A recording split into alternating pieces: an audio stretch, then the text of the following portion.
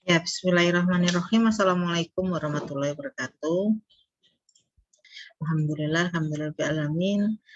Pada kesempatan kali ini kita bertemu lagi dengan mata kuliah metode alternatif penyelesaian sengketa setelah UTS, ya, kemudian materi berkaitan dengan arbitrase. Kalau sebelum UTS kemarin materi berkaitan dengan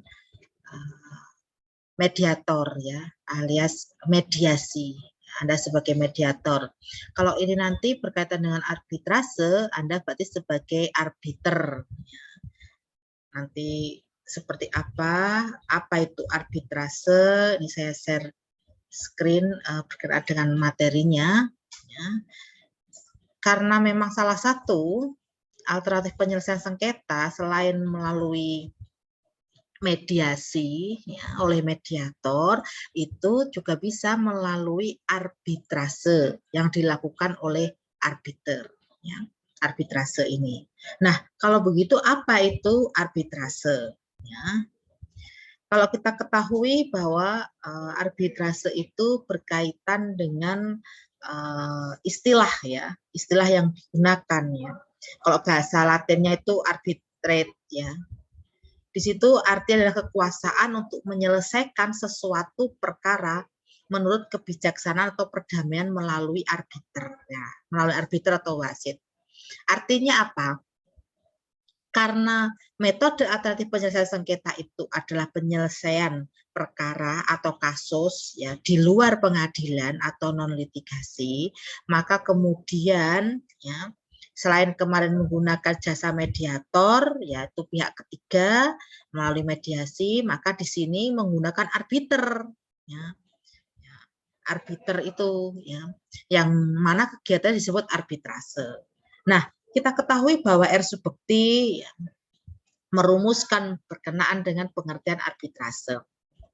Bagaimana arbitrase itu adalah suatu penyelesaian atau pemutusan sengketa oleh seorang hakim atau para hakim berdasarkan persetujuan bahwa para pihak akan tunduk atau mentaati keputusan yang diberikan oleh hakim yang mereka pilih atau tunjuk. Nah, jadi penyelesaian ini, ya, oleh arbiter, maka kemudian hasilnya apapun, ya, itu para pihak akan tunduk. Tunduk itu berarti ya taat, tunduk, taat, kemudian mengikuti dari apa yang telah ada dalam putusan tersebut. Nah, kalau kita lihat, ini yang paling penting, Anda harus download, ya, berkenaan dengan Undang-Undang Nomor 30 Tahun 99, ini berkenaan dengan arbitrase. Kenapa ini sangat penting? Nanti Anda juga supaya bisa apa sih berkenaan dengan arbitrase itu? Ya. Kemudian kalau kita lihat di pasal 1 angka 1 dalam undang-undang tersebut, ini menyatakan bahwa arbitrase itu apa? Cara penyelesaian suatu sengketa perdata di luar pengadilan umum berdasarkan perjanjian arbitrase yang dibuat secara tertulis oleh para pihak yang bersengketa. Nah, karena kita mengikuti undang-undang ini, maka yang bisa diselesaikan dengan cara arbitrase jika ada perjanjian arbitrase. Nah, penyelesaian itu, ya, di luar, karena non litigasi, ya, di luar pengadilan umum.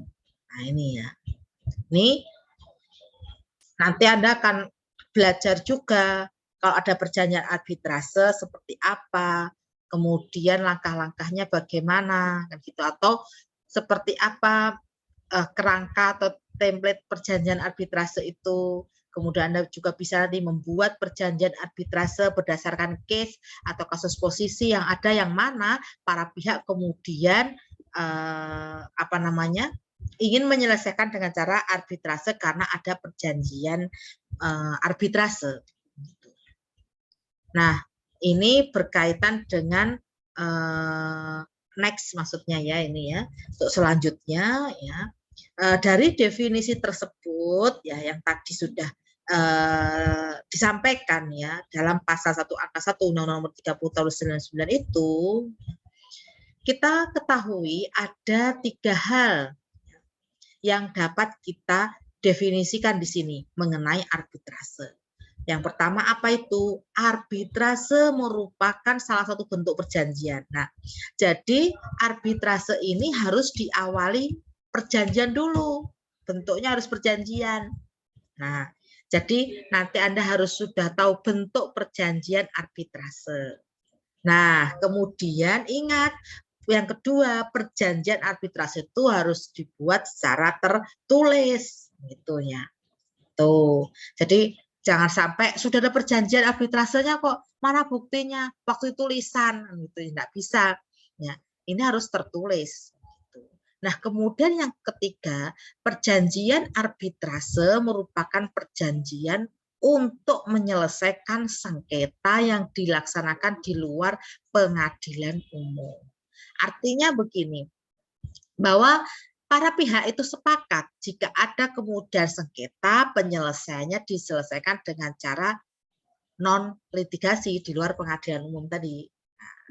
Kemudian dalam prosesnya nanti para pihak yang bersengketa menyerahkan penyelesaian sengketanya kepada pihak ketiga yang netral dan berwenang untuk memberikan putusan yang mengikat para pihak, yaitu arbiter tadi.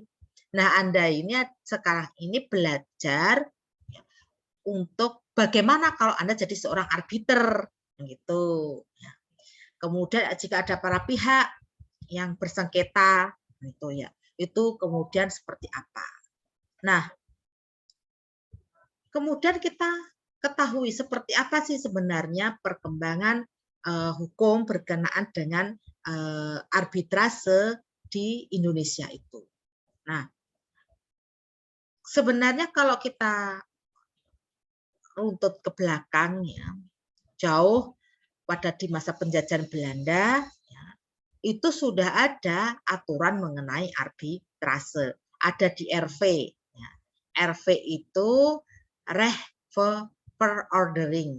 Nah, itu karena berupa ya reglement of the Burgerlijk Recht per Ordering itu, nah, itu sudah dikenal istilah arbitrase ya, pada masa penjajahan waktu itu. Nah, itu yang merupakan produk dari pemerintahan Belanda ini. Nah, kemudian ada peraturan peralihan itu berkenaan dengan arbitrase tersebut. Ini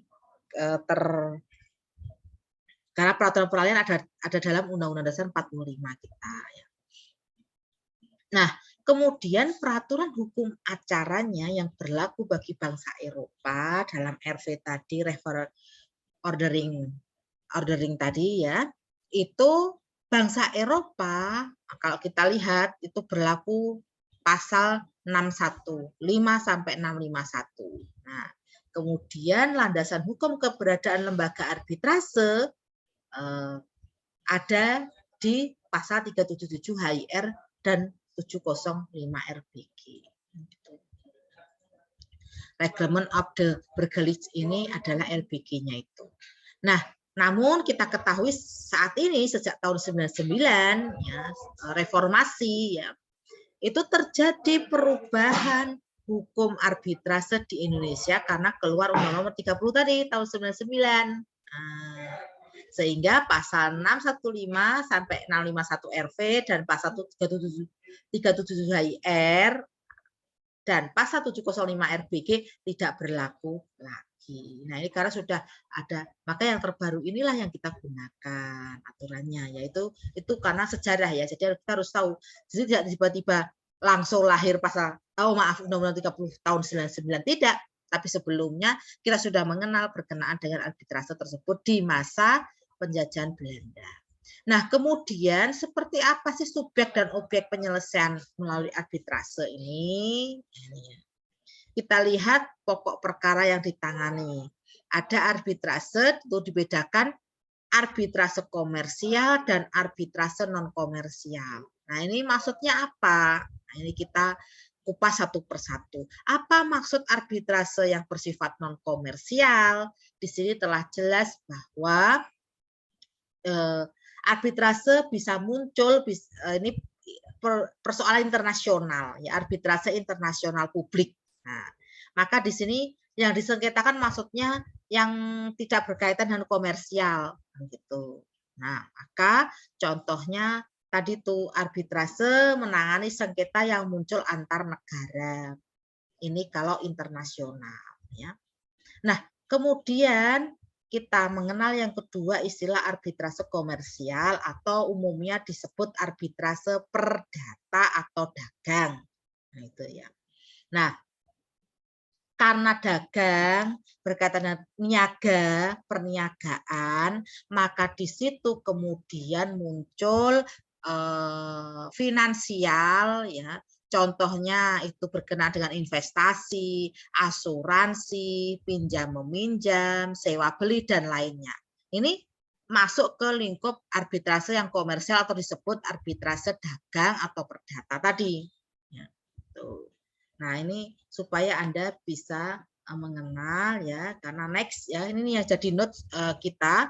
Apabila pihak yang bersengketa dalam arbitrase komersial adalah negara, maka pihak atau subjek yang bersengketa lebih luas.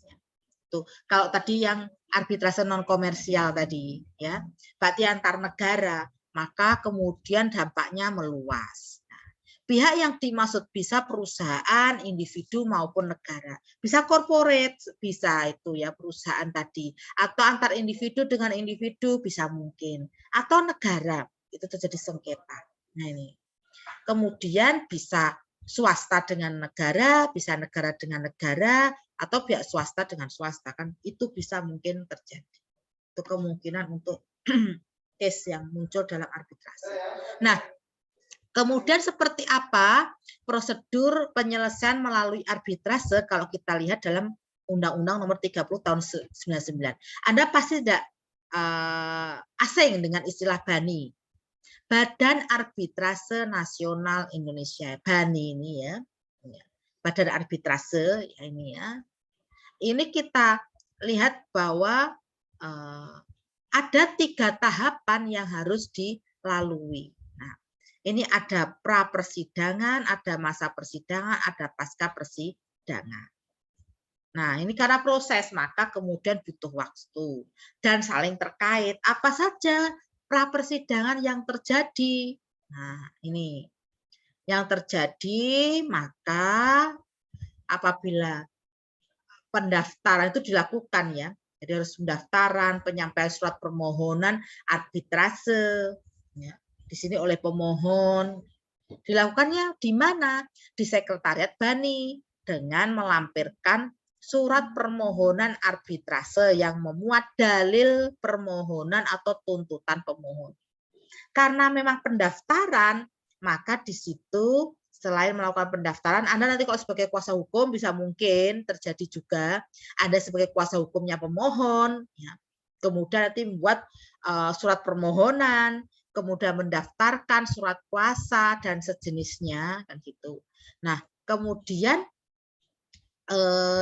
dilakukan di BANI ya. Yang pasti di situ ya karena mendaftarkan perkara maka ada biaya pendaftaran dan biaya untuk proses arbitrase itu ya. Nah, kemudian pendaftaran permohonan dan pemberian nomor register oleh sekretaris BANI. Jadi nanti ada seperti nomor perkara gitu ya, nomor register itu ya. Tuh. Kalau di pengadilan umum kan biasanya ada nomor perkara sekian sekian sekian kan gitu ya. Ini ada nomor registernya. Nah, kemudian nanti ketua BANI Badan Arbitrase Nasional itu ya menunjuk seorang atau lebih ya sebagai dia sekretaris, jadi menunjuk panitera gitu. Nah, ini baru pra persidangan, masih belum berlanjut lagi. Kemudian ada tanggapan termohon diberi waktu 30 hari untuk memberikan tanggapan atas tadi surat permohonan tadi. Nah, karena surat permohonan diajukan oleh pemohon melalui BANI didaftarkan, maka di situ termohon diberi kesempatan 30 hari untuk memberikan jawaban lah seperti itu ya. Tanggapan, jawaban. Kemudian setelah ada tanggapan atau jawaban dari pihak termohon, maka pihak pemohon itu membuat replik. Replik itu jawaban pemohon atas tanggapan atau surat jawaban yang dilakukan oleh termohon tadi. Jadi ada surat permohonan oleh pemohon, jawaban oleh termohon. Kemudian pemohon membuat replik. Ya. Selanjutnya sudah dijawab lagi kan oleh pemohon, kemudian termohon membuat duplik. Nah, duplik merupakan jawaban termohon atas replik ini ya, atas replik, mohon maaf, atas replik pemohon dengan batas waktu 30 hari.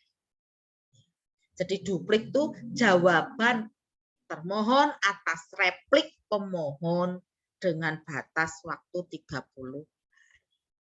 Nah, setelah pra persidangan ada masa persidangan. Jadi masa persidangan itu seluruh persidangan dilakukan tertutup untuk umum. Ya. Kemudian bahasa yang digunakan bahasa Indonesia, namun demikian atas persetujuan para pihak bisa saja digunakan bahasa lain jika diperlukan. Sidang hari pertama dilakukan upaya perdamaian, sama ya, ada upaya perdamaian juga di proses arbitrase. Itu sesuai dengan surat keputusan Ketua BANI. Tanggalnya 10 Oktober 2006 tentang prosedur mediasi atau konsiliasi terkait arbitrase pada BANI, Badan Arbitrase Nasional Indonesia. Nah, itu ya. Nah, setelah proses perdamaian atau upaya mediasi itu tadi ya, atau konsiliasi, berhasil atau tidak, kalau berhasil maka ya damai. Kalau kemudian gagal, maka dilanjutkan ada mendengarkan para pihak, jawab jinawab tadi. Kemudian ada pembuktian tertulis, mendengarkan para saksi seperti pembuktian pada umumnya, ada para saksi atau saksi ahli yang dihadirkan seperti proses beracara begitu ya. Kemudian ada penyampaian kesimpulan, kesimpulan dilakukan oleh pihak pemohon maupun pihak termohon. Nah, kemudian ada penutupan sidang arbitrase, terakhir ada putusan akhir. Ini ya penyelenggaraan arbitrase ini sumbernya ya di bawah ini ya. Nah, pasca persidangan apa yang akan terjadi ini terakhir ya. Karena tadi ada pra persidangan, persidangan, pasca persidangan. Pasca persidangan, maka setelah ada putusan tadi ya, para pihak diberi kesempatan untuk mengadakan koreksi terhadap kesalahan administratif pada putusan maksimal 14 hari setelah putusan diterima. Ini ya. Kemudian ada pendaftaran, penyimpanan lembar asli atau salinan otentik putusan arbitrase ke kantor kepaniteraan pengadilan negeri dalam waktu 30 hari. Terhitung sejak tanggal putusan diucapkan. Kemudian pelaksanaan putusan. Putusan tadi apa? Kemudian sekarang dilaksanakan. Eksekusi tadi loh maksudnya ya kalau bahasa umumnya ya. Nah, begitu kira-kira nanti kita bertemu di ruang Zoom, itu diskusi langsung, ya karena Anda harus sudah menyimak video YouTube ini, supaya nanti kita di kelas Zoom maksudnya ya, lewat Zoom, kita nanti bisa efektif ya untuk tanya jawab, bisa jadi kita diskusi karena memang ada hal-hal yang perlu dan harus kita diskusikan. Terima kasih. Yang sedikit ini semoga bermanfaat. Assalamualaikum warahmatullahi wabarakatuh.